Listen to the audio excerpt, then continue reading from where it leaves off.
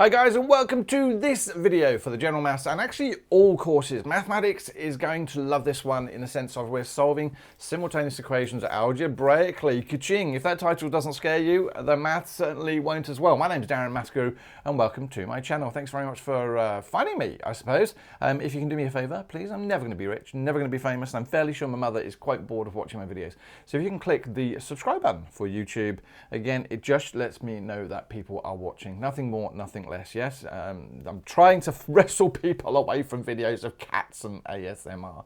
Otherwise, there is mathsguru.com. If you head over there, it's free to sign up. All these videos are there, textbook order. You can search for them, downloadable notes, time codes, exam questions, and so much more. So thank you very much if you'll do that over there. All right, what's this video about today? Knowing how to solve simultaneous equations algebraically using substitution and elimination, and know how to solve them graphically. All right, now actually that's going to come up in the next video. I'm going to sort of pause there with the graphically because we built on it last lesson. If you remember, yep, we did a little bit of how to use the CAS to solve these things. And here was the recap. We actually had two lines, y equals 2x plus 5 and y equals minus 3x. Now we could have drawn them on separate graphs, but actually what we notice is when we put them on the same graph, they actually intersect. And what does an intersection point mean? It's where they cross. Now in mathematics, that actually becomes incredibly important in later topics or later areas. So when you do further maths, if you're over here in Australia, then what you'll find out is that the point of intersection for the whole module on linear is really, really important. All right, particularly with objective functions, yada, yada, yada. You don't know what I'm talking about? Don't worry about it, nor do I really, just wing it. All right, so as I've said, there are other ways of finding the point of intersection. Now, obviously using your CAS is probably the quickest way, but you never know, they might be tricky in an exam and actually say to you, you've got to do this by substitution or you have to do it by elimination. Now, when the exam question tells you the way that you've got to do it, then sadly, that's the way you've got to do it. All right, so as I say, there's substitution and elimination, and believe it or not, substituting, you already got a general idea if you understand soccer or AFL or footy or whatever else it is you watch, because when you substitute, you take something out and you put something in its place. Now, hopefully, you put something of equal value in its place. Now, that might not actually fit particularly well with soccer or because you may take off a dud and put on someone better. But for mathematics, what it means is take something out and put something in its place that's of equal value. Okay, so just let's do a short interlude for a moment. And again, I'm going to recap a little bit what we did last lesson. Now, we can write equations of straight lines in two different ways. The first way is what we call the gradient intercept form. And I talked a little bit about it in my previous video, where you have y is equal to mx plus c. The reason this is called gradient intercept is because they give you the gradient and the intercept in an easy to find way. Yeah, now if you remember, as I say here, gradient is equal to rise divided by run, and if we have a whole number, we can turn that into a fraction by dividing by 1. Now, what gets people confused is this c here.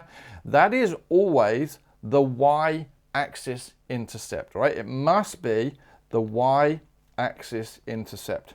Now, as you can see here in my graph, it also crosses the x-axis. We are not interested in that in any way, shape, or form. Now, obviously, you can download these notes from mathsguru.com, and if I were you, pause, download them, and then write all over them. That's the whole point of them there for you, to write over and make your own notes, because there's no point just going on what I say. It's your words that's going to get you through your exam.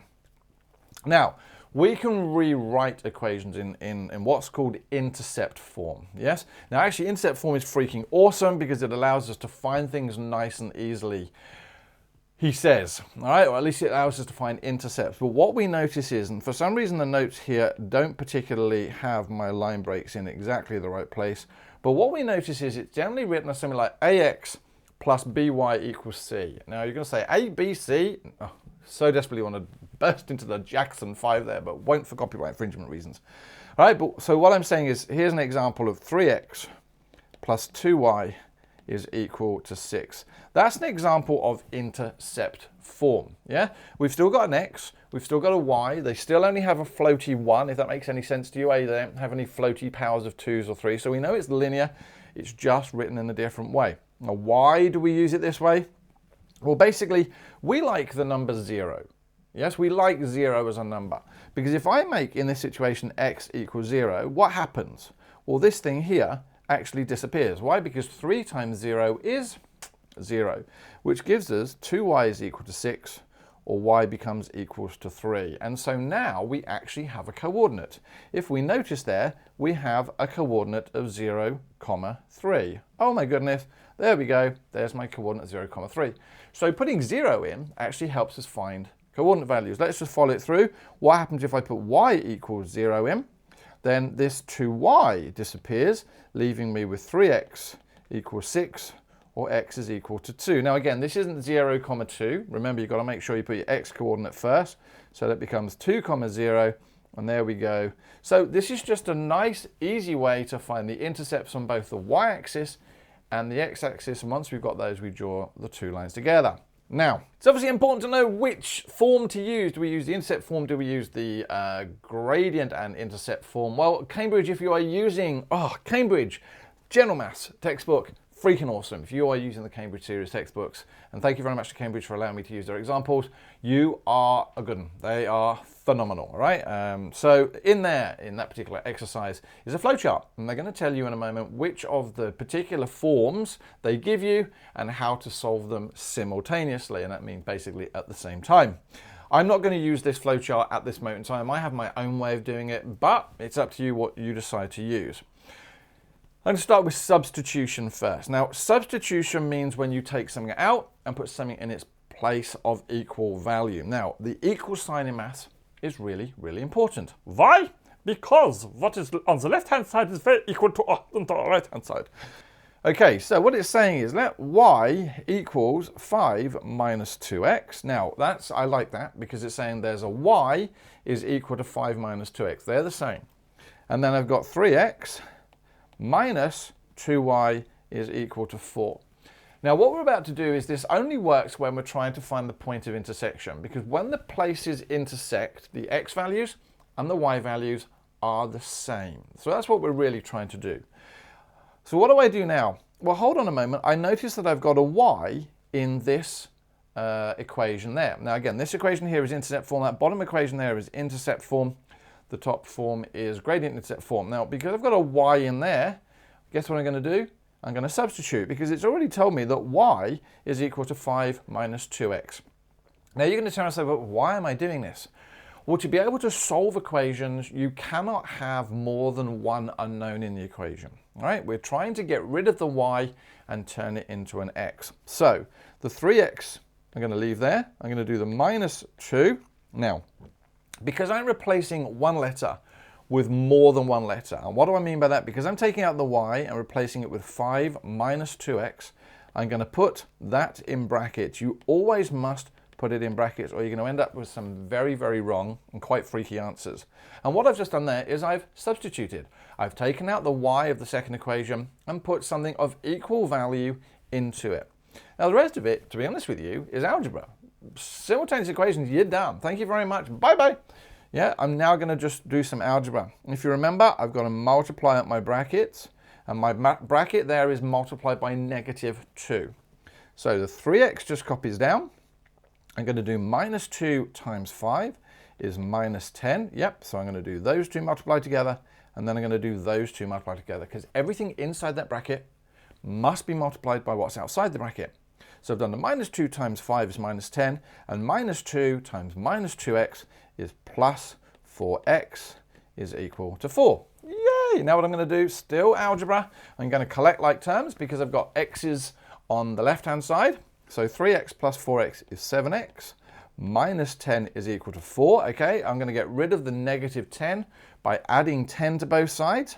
So that's going to give me 7x is equal to 14. All I'm doing here is undoing. And then I'm saying basically x is equal to 14 divided by 7, which is 2. Is that the end of my question? Nope. Because when we do these questions, we're trying to find the value of x and the value of y. Well, hold on a moment. How am I going to find my value of y? We go back to the question. And do you notice we had y was equal to 5 minus 2x? Well, that says to find the value of y, do 5 minus 2 times x. Well, I know what x is. At that one point, I know what x is. So y becomes equal to 5 minus 2, and x is 2. So I'm going to put that in brackets again. Just reminds me to multiply, which is 5. 2 times 2 is 4, which equals 1. And ka-ching, is that my final answer? No, I have to write the coordinate. So therefore, my point of intersection is x is 2, comma, and 1. Ka-ching. Now you're going to say, whoa, that's a lot of hard work. And I'm not going to disagree with you guys, but it's a process. Yes? So in that situation, because I had one of my equations in gradient intercept form, I substituted it. Here's another example of substitution. Yep, solve the pair of simultaneous equations, that and that. Oh, hold on a moment, bit of a curveball. Y is equal to x plus 5, and y is equal to minus 3x plus 9. Now, what do you notice? In these examples, they're both written in gradient intercept form. So what am I going to do now? Well, actually, believe it or not, we substitute. So we're actually going to use this equation here, and that's going to stay, and we're going to substitute in this equation here. You're going to say, but how? Well, think about it. We've got y is equal to x plus 5. So we know that where we see a y in the second equation, we can put in x plus 5. Oh, hello. We see a y here. Absolutely. So that becomes y becomes x plus 5 is equal to minus 3x plus 9. And again, simultaneous equations is done. By the way, don't let the door hit you on the way out, because we're now just back to algebra. All right, so what are we going to do here? We've got an x's on two different sides, so I need to get all my x's on one side. So I'm going to get rid of that negative 3x, because we don't like minus 3x's, by adding on 3x to both sides. That's going to give me 4x plus 5 is equal to 9. Oh, we got numbers on both sides now, or constants. Yeah, so I'm going to take away 5 from both sides, because that's an add 5, so I'm going to take away 5 from both sides, which gives me 4x is equal to 4, and 4 times what number? So 4 divided by 4 gives me 1, and that is my end. Yes? No, because we're now going to find my y value. But how am I going to find my y value? Either of those equations, and we can use either of those equations. So I always use the top one because it looks easy. We know that y is equal to x plus 5, so y is equal to 1 plus 5 or 6. Is that the end of my question? No, because you've got to write the coordinate, because it wants to find the point of intersection, and in which case we said that x was 1 and y was 6. And ka-ching, we is done. Love this stuff. All right, now, then we move on to elimination, and people tend to find this really, really quite challenging, but hopefully if you follow through what I'm about to do, it will make perfect sense to you. All right, so doesn't elimination sound so final? I'm going to eliminate you. All right, so basically this is more a pattern. And I'm going to show you in a couple of equations, and then we'll work through 4 other examples there, or at least I'll talk over the 4 examples. So elimination is, let's just write the equations, x plus y equals 3, and 2x minus y is equal to negative 9. Now, when you eliminate, we are looking at getting either the x terms to be exactly the same, or the y terms to be exactly the same. Now, what do you mean by that? Well, if you see here, we've got the x and the 2x. Are they exactly the same? No, because one's just x and one's 2x's, so that's no good to me whatsoever. Now I look at my y terms, and it's important to notice the plus and minus in front. This is plus y, that's minus y. Now again, ignore the minus and plus for a moment. Are the y terms the same? i.e., do they have the same number in front of them? Yes, they do. Awesome! Now I'm going to eliminate them, because I've got y terms that are the same, as in there's not an x and 2x, it's just y and y. What I'm going to do now is I'm going to work out whether I need to add the 2 expressions together or take them away, and I use a simple rule. For this stage and this stage only, when they are a positive and a negative, or a negative and a positive, I actually add them together. And you're going to go, hold on a moment, isn't that the other way around? Yes, but for simultaneous equations, it is vice versa. And there's a much bigger video on this on a different part of my channel. I think it's year 10, where I actually go through why this all works. And you're more than welcome to go and find that video. But for this stage and this stage only, reverse them. If they are the same, you actually subtract them. So because I have a positive and a negative, what I'm actually going to do is I'm going to add the equations together. And you're going to say, what do I mean by add the equations? I'm going to actually add the columns together. Ka-ching. So if we add this first column together, I get x plus 2x, which gives me 3x. Now the reason I'm going to add them, watch, is if I've got a plus y and I plus minus y, that becomes a minus, and then these cancel out. And so what have I just done? I have eliminated, ka-ching, the whole point of this. So what do I do here now? I've got 3 plus minus 9 is minus 6. And can I now solve this? I can, because I've got one unknown in my equation. That's the whole reason for doing this.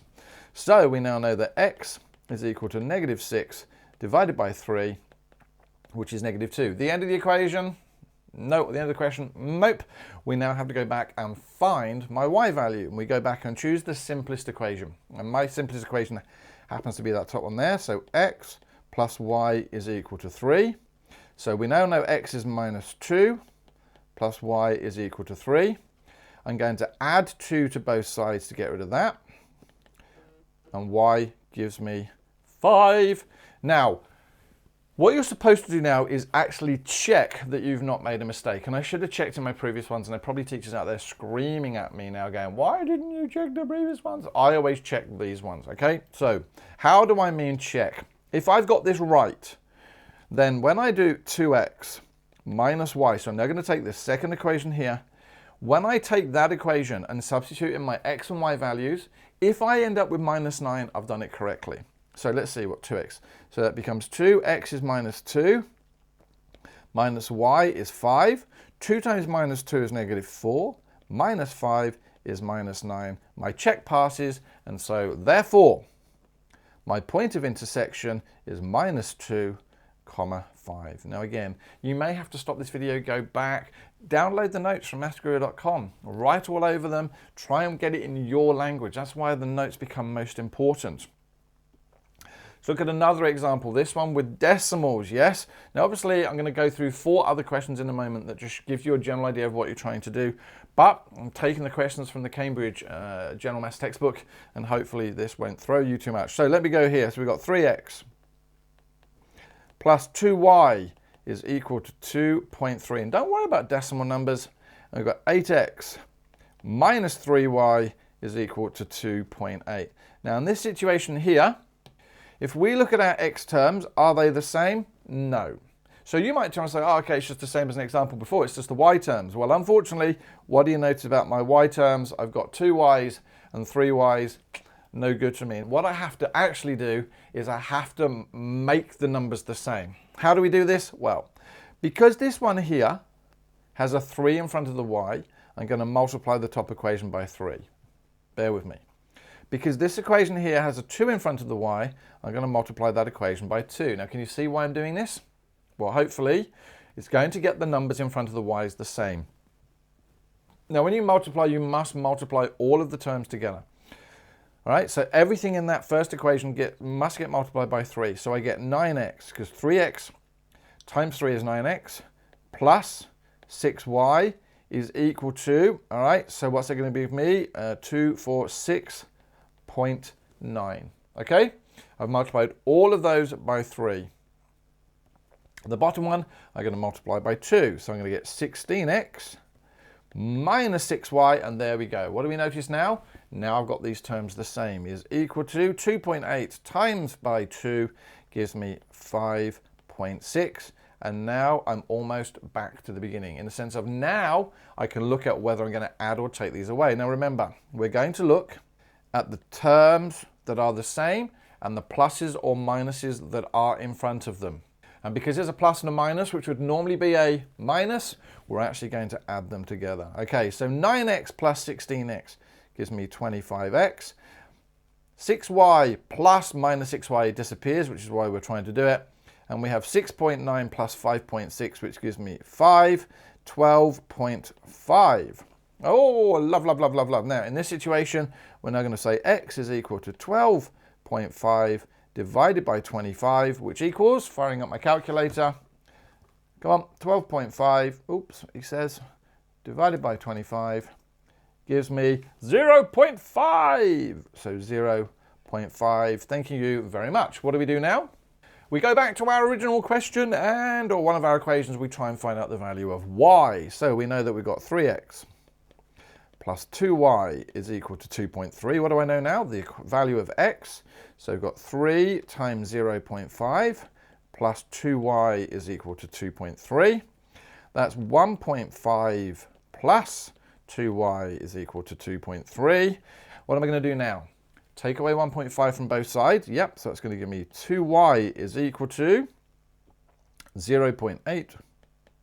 And so y is equal to 0.4. Now again, what am I going to do? I must check to make sure. So I'm going to use the other equation to check. So I've got 8x minus 3y. So therefore 8 times 0.5 minus 3 times 0.4. Well, 8 times a half is 4. 3 times that is 1.2. When I subtract them, I get 2.8. I'm happy chappy. And so therefore my solution is x was what? 0.5, comma 0.4. Now I know the decimals made this look disgusting, but the working out and the format was exactly the same, right? So those are 2 examples. Now I'm going to do 4 more just to show you the ways of the world.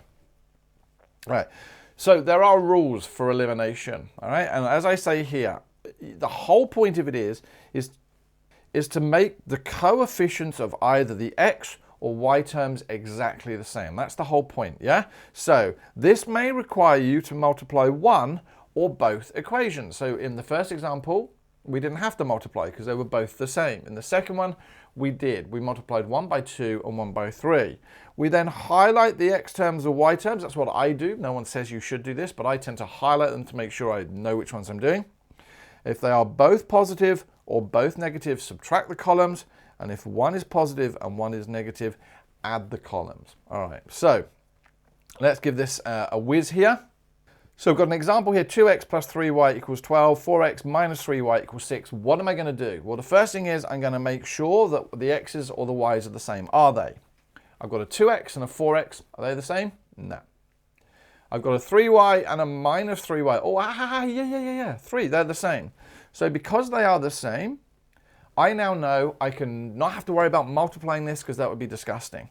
What I can now do is look at the signs in front of the things that are the same. So I've got a positive 3y, I've got a negative 3y. A positive and a negative normally becomes a negative. So in this situation, I would add those together.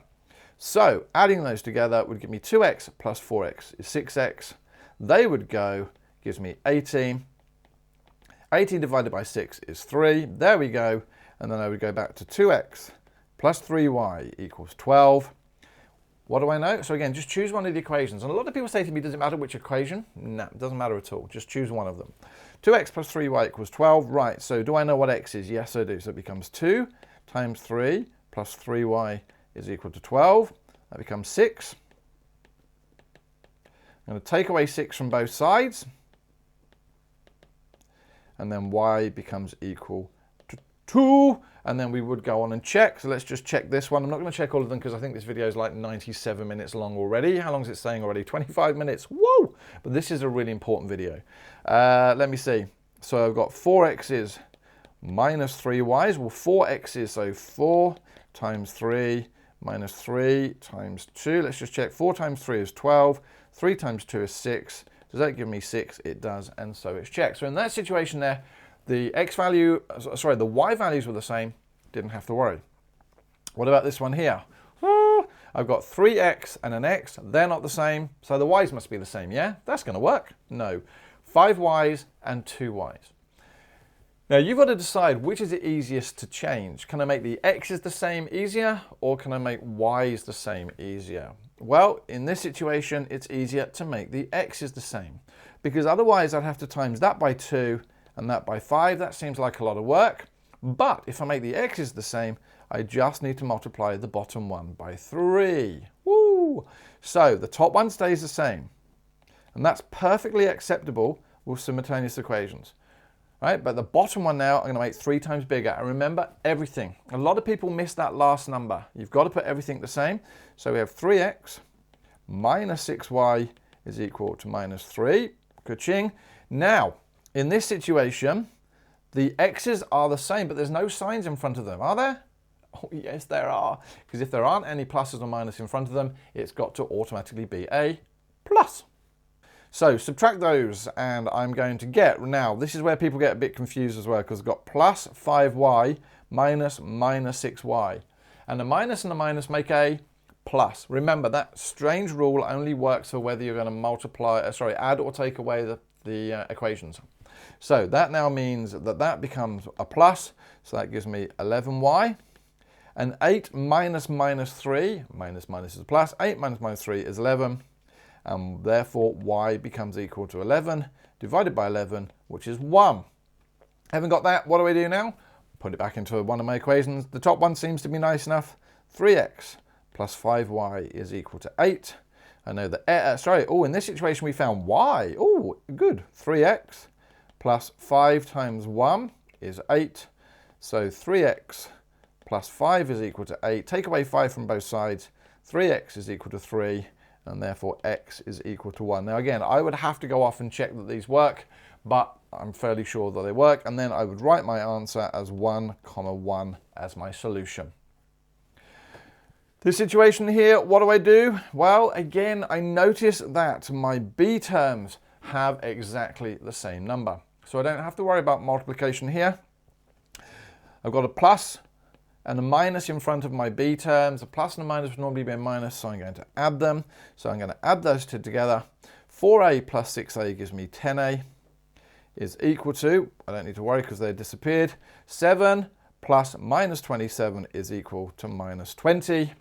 So a is equal to minus 20 divided by 10, which is negative 2. Now don't get confused about negative numbers. Having found a, what do I do now? Absolutely put it in one of my equations. I always choose the top one, don't know why. All right, so there we go. 4a plus 3b is 7. So we've got 4 times minus 2 plus 3b is equal to 7. So that's minus 8 plus 3b is equal to 7. Add 8 to both sides to get rid of that. 3b is equal to 15, and so b would be equal to 5. All right, and there we go. So my solution set in that situation would be minus 2, 5. Now you're going to try and say, but hold on a moment, they're not x and y. Doesn't actually matter. In this situation, they've obviously got a on the horizontal and b on the vertical, and that is one of the big tricks of maths. We'll come back to that in a completely different video. Now, this question is tricky. I just got owned by this one. That's so annoying. Right, now, another thing they try and do in maths is trick you. And generally speaking, you have to have your letters in the same column. What do you notice about this one here? They're not in the same column. So what we can do is swap them around. I'm going to leave the first equation as it is. 4x minus 3y equals 6. The reason I'm leaving those the same is because the x's and y's are where they're expecting them. But I've got 5y minus 2x equals 4. Now I want to move the x term first. What's in front of the x? Negative 2. So they have to stay together. So that becomes minus 2x. The 5y is actually plus 5y is equal to 4. And now, ladies and gentlemen, I can go back to looking at the question. Are the x's the same? No. Are the y's the same? No. Is there an easy way to make the x's the same? Yes. How? By multiplying this one by 2. Not negative 2, just by 2. So I'm going to end up 4x. That's minus 3y is equal to 6. And then this is going to become minus 4x plus 10y is equal to 8. Right, there's a plus in front of the 4 there. There's a minus. A plus and a minus is normally a minus, so add them together. So we're going to add them together, which means they are eliminated. Minus 3 plus 10 is 7y, and 6 plus 8 is 14. So y is equal to 2. And then, to be honest with you, hopefully you guys can continue that on. But I think that's pretty much it for this video. Thanks very much for watching, guys. Yes, this is the end of another video. If you haven't already done so, can you click on my subscribe button? Yes, it doesn't mean anything other than the fact that I know that you are watching. Yes, it's greatly appreciated. Otherwise, I feel like I'm sitting here just talking to myself. And then, yes, there is mathsguru.com, of which you can see a still of now. And what is over there? Well, all the videos ordered by textbook, ordered by topic. You can search for the videos. You can download notes, time codes, exam questions, and so much more coming up. Yeah, it's absolutely free to join. So I'm done. Thank you very much. I hope to see you in another video. Give me a shout out to your mates if you can. I just want to make sure that everyone finds maths interesting and easy. All right, take care, guys. See you again. Bye-bye. Stay safe.